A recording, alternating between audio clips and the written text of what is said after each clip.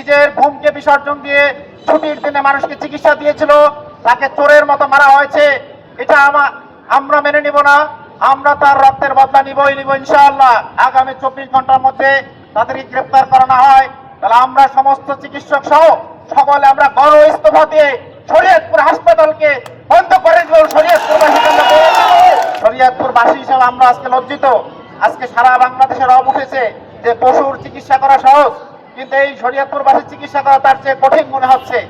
যেভাবে যেভাবে কয়েকশো লোক নির্দয়ভাবে চোরের মতো একজন চিকিৎসক, যিনি বিসিএস কর্মকর্তা এবং যিনি নিজের ঘুমকে বিসর্জন দিয়ে ছুটির দিনে মানুষকে চিকিৎসা দিয়েছিল, তাকে চোরের মতো মারা হয়েছে। এটা আমরা মেনে নিব না। আমরা তার রক্তের বদলা নিবই নিব ইনশাআল্লাহ।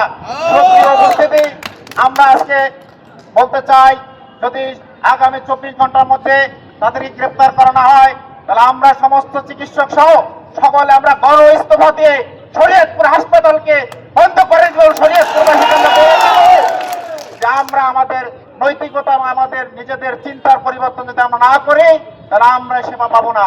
আমরা সকলে চিকিৎসা দিতে এসেছি, আমরা মানুষকে সেবা করতে এসেছি। আমরা কারো প্রতিপক্ষ নয়, কারো শত্রু নয়। এটা আমরা শরীয়তপুরবাসীকে বলতে চাই।